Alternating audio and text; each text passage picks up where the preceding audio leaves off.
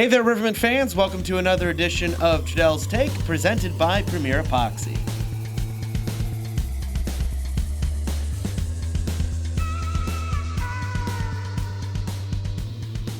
Jason Ruff joined once again, and as always, by Riverman head coach Jean-Guy Trudel.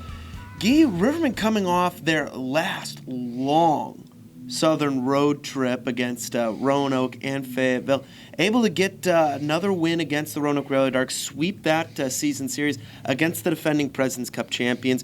When you're able to sweep the defending champions in the regular season, what does that do for a team's confidence, and what does that tell you moving forward? We don't really look at it that way. We just look at it as another game that we got to get great reps and great habits out of it. So we, for us, it's great. Roanoke's always a great opponent. They work extremely hard. So, of course, it's always nice, but we just look at every game as it's a chance to get better for that playoff push that we look forward to every single year in Peoria. So we were really excited about that game, especially the second period and the last part of the third. But again, for us, it's just process. We just got to keep getting better every single day. And how has that process been progressing over the last couple of weeks? The Rivermen having some ups, some challenges also with the Fayetteville Marksmen. We'll get to that in just a second. But how has that process been progressing, especially as the Rivermen are getting more pieces back, both from the ECHL and from the IR list? No, it's been good. The team's been phenomenal. Practice habits have been going up the last month or so. I think just the attitude in the room, it's a lot of fun to be around the room every single day. And I think, like you said, we had a lot of guys come off the IR. That takes a little while to get everybody meshing together. Don't get me wrong, we're really extremely excited about having all those guys. When I think every team goes through it, when you're missing 5, 6, 7 of your best players, it makes it hard. When they're all back, it usually takes 2-3 weeks to get everybody on the same page. But we're excited to have them. They're a big part of our team. So we look forward for the next 2 weeks here, 3 weeks, to make sure that we bring everybody along, and we have new power play guys to put on, new PK guys. So it's just to kind of I just cross a little bit of the T's and when you dot the I's and make sure that everybody's on the same page. Now, 2 games against the Fayetteville Marksmen, 2 winnable games for the Peoria Rivermen. What did you notice looking at the film against the Rivermen's games against Fayetteville that really stood out to you? Because the Rivermen get them 3 more times in this month. Yeah, the first game there, I think it was 75-37 shots towards the net that game in favor of the Rivermen. So I think we did enough to win. Unfortunately, they play a certain type of D zone that you get a lot of O zone time. Mm-hmm. And I think once that happens, it's a little bit like when you play a PK that doesn't move much and you can move the puck around a lot. You feel like you had a great game, but you get a little less to the interior because you feel so comfortable on the outside. Yeah. And that was pretty much the story. And we know they're a rush team. We talked about it. And we still have some guys that just don't buy into the fact of when we have the puck or when we don't have the puck. And it's pro hockey. We have to understand that we have to defend as a group of 5, and we still struggle with that. Our rush defense and our back check mentality is not quite there by everybody. It's there for some guys, not quite there, and we got scored 2 or 3 goals on the weekend because of it. Now, speaking of guys who do buy in, how much of an added benefit is to have Joseph Draplik back in the lineup? I know he's someone that you've been waiting on personally just because of his habits, his skills, the little things he does both on the puck and away from the puck. How good is it to have him back in the lineup? Oh, it's been great, and you can see it in the first game against Roanoke. I think he was probably the main reason we got that win. He played extremely well, and then of course I always say when you come back from an injury, especially long injuries, there's always an adrenaline for the first game or two, and then after that you get back to the reality of wow, this is a grind every single day, and then it takes you, like I said, 2-3 weeks to come back to your regular self. So we understand there's going to be ups and downs in the next 2-3 weeks for Joe and Nolan and those guys that the guys that have been out for a long time, Gillette and all those guys. But once they kind of get their footing underneath them and be consistent in what they bring every single day, those are 3-4 great players that we just got back. What is it that they do not on the ice that really impacts this team, do you think? It's just the leadership, the confidence they bring.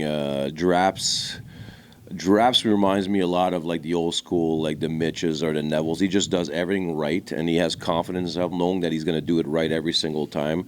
So once you become consistent and you know yourself, you become a good leader on the team.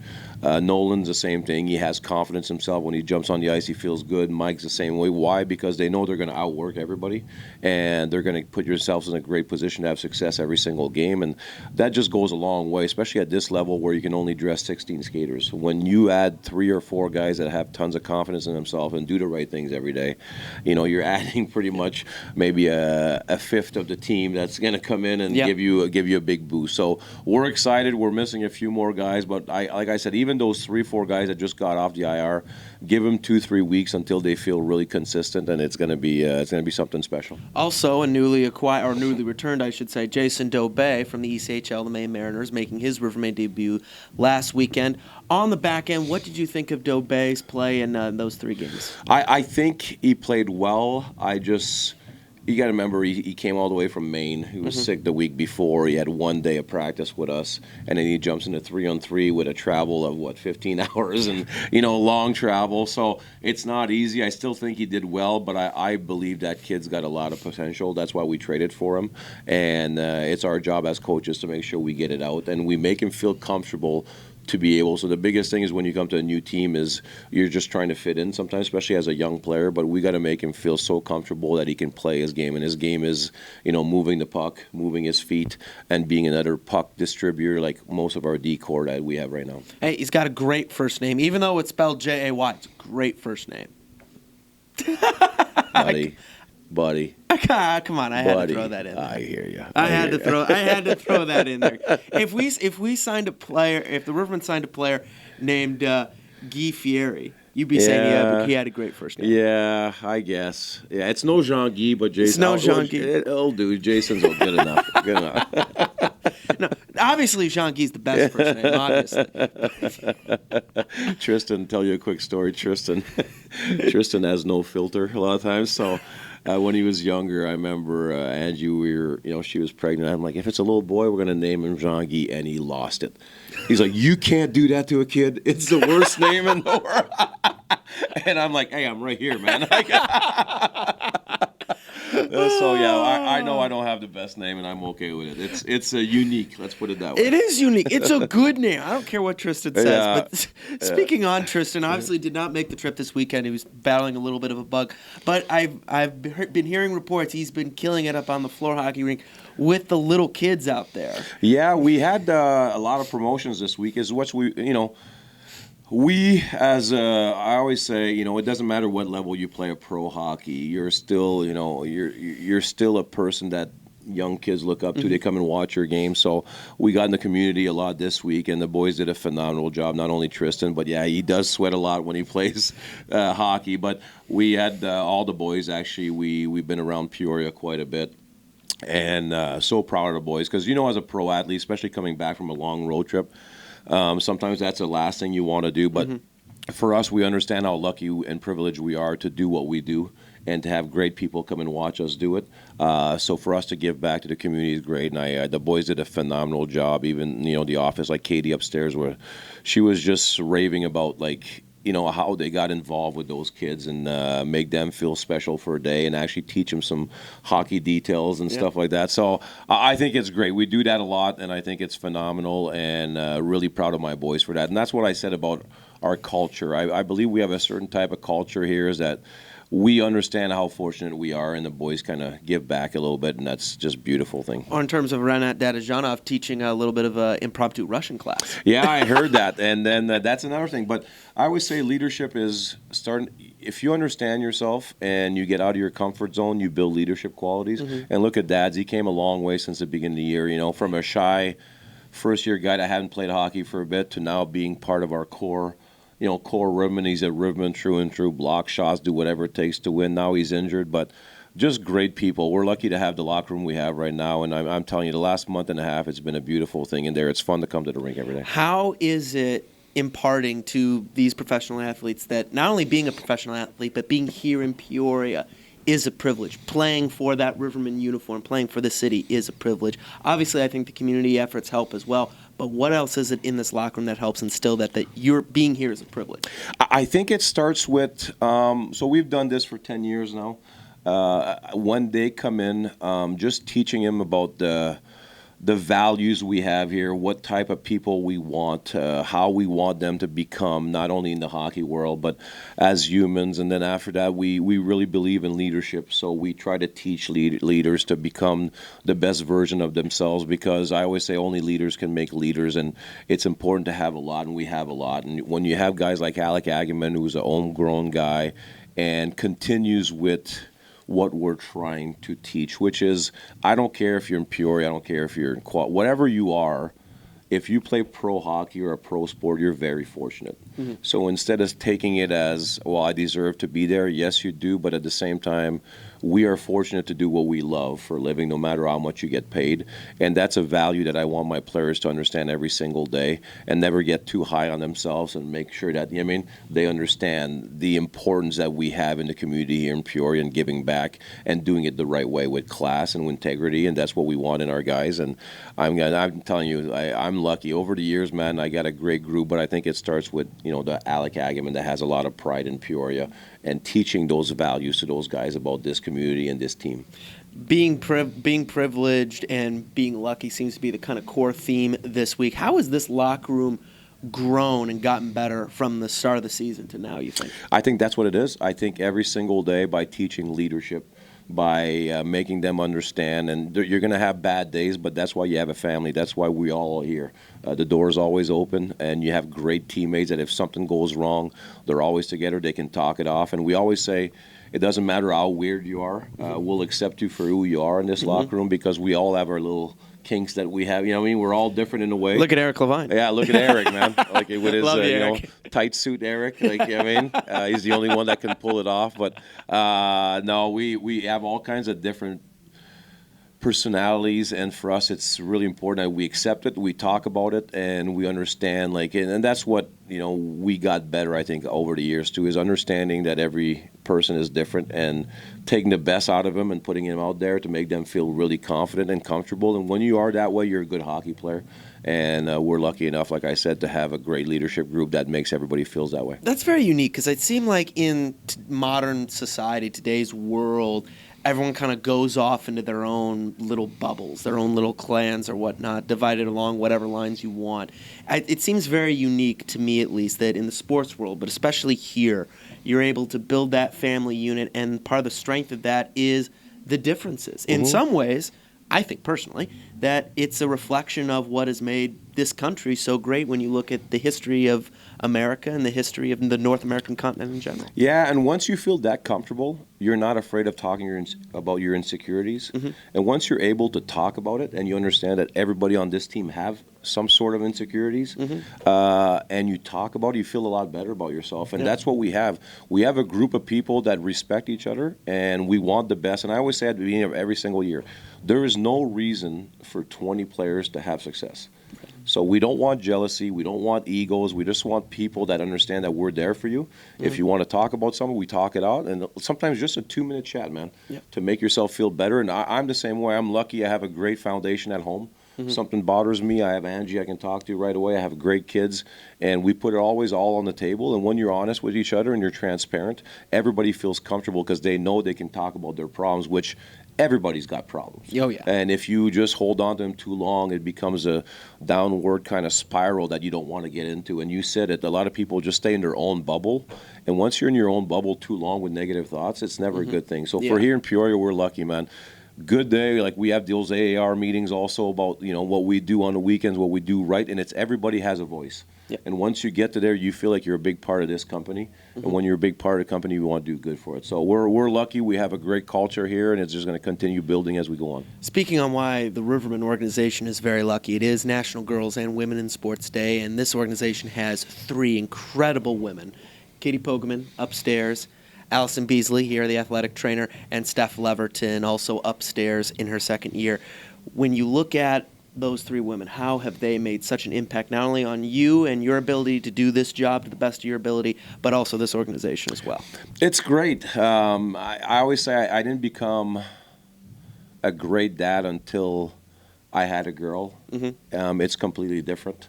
The way you see it, the way you raise them, the way you understand the sensitivity that comes with all of that, and I think it makes you a more understanding and patient person once you're just with boys all the time. And for me, I don't work with Katie and Steph all the time like I do with Allison. And I remember the first meeting, and Allison is as tough as they come. And I think this relationship made me understand a little bit deeper also how that works. And because as a coach, you got to remember we live in the guys' world. You're in the locker room.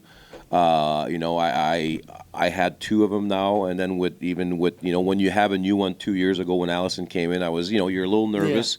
But after having conversations and working with her and being transparent, and she's the same way, and just the relationship started building, and you understand how strong those women are to be able to function and to actually strive in a world of men. And and I'm talking about hockey players, football players. Those are like it's guys. It's a guys. And to be able to actually work and strive in that environment is just kudos to those women. And you're right, we have three of the best. I mean, I've known Katie for 20 years now, so we have a really good relationship. And Steph, I just met, and she made me laugh at your party, actually telling me that she's scared of me at some point. And I'm like, I don't, because she was like, because when I go upstairs, like it's all business. You know what I mean? If I go to the office, it's just for a meeting with boss, or like it's business. She's like, yeah. Sometimes I'm like, come on. I'm like, I'm a big bear. I'm a big bear. It's pretty easy to talk to me, but like to me to see these women strive in the world of sports, especially like you said, a guys kind of world, it's just amazing. And I think it's building foundation to have more. And I think at the end of the day, like I said, as a dad, having a girl changed my life. And I think as a guy working in a guy's world, having coworkers that are, women, to me, it teaches me a lot every single day, how strong they are and how they can just strive in those environments. It's great. So happy, happy to all those great women out there that are striving to become the best version of themselves in the sports community. If Steph's a little nervous about you now, I'd hate to see what she'd think if she saw Youngie, because I've heard stories of Youngie. Yeah, Youngie was a little bit more intense, a little less mature, I've always been a competitor. Yeah, always. Yeah, always. I love to win quite a bit. And in those days, sometimes I didn't understand how to do certain things. I mature a lot, and I'm lucky to have. I have boss. Yeah. And he allowed me to make a lot of mistakes and to be the youngie, and it's just phenomenal that when your boss allows you to be you and make your own mistakes and learn from your mistakes. And right now I'm in a great place with with my family and everybody around here. So it's a great day for a woman in a sports community, and I'm telling you, they're paving a way to see a lot more, and you can see it now as assistant general manager in the NHL. Like it's paving a great way for these young women that love sport but never felt like they could be a part of it. Now there's great opportunities everywhere. Exactly, and it makes our game better because they're here. I completely agree with you. It's an absolutely different way of seeing things, and it teaches you a lot of patience and a little bit more sensitivity to a lot of things that in a guy's world you don't always see. Right. You've known Katie Poggeman a long time. Yep. What is your favorite Katie Poggeman-related story that you can share with us? There's a lot. There's some traumatic ones, like when we won the cup. But to me, it's more, I think Katie is very good at making everybody feel like important, from fans to, she has a job. She's very intense about doing her job really well, but at the same time, she is, that smiley, like we're going to get everybody feeling good about themselves. I think she's done it for so long that she's a Riverman true and true. Like, she loves the organization. She knows how fortunate she are to work for Boss and work in a great work area. So we're lucky to have her. It's like I said, I've known her for a long, long time, and just very proud to be one of her friends. Going back to Youngie, if you were to now go back in time and talk to first-year head coach Youngie Trudel, what advice would you give the young guy? Two, I had trouble controlling my emotions, and I think that's part of the leadership, to start understanding yourself and start to understand when it's about to blow over, to calm yourself down and talk to yourself. And I was just an emotional coach that I love my players. So for me, I'm always going to protect my players at all costs. But at the same time, I tell myself to be able to control my emotions a little bit more, to understand. So I was really black and white. Now I can see a little shades of gray here and there. And I understand how somebody else could think a certain way, not exactly my way.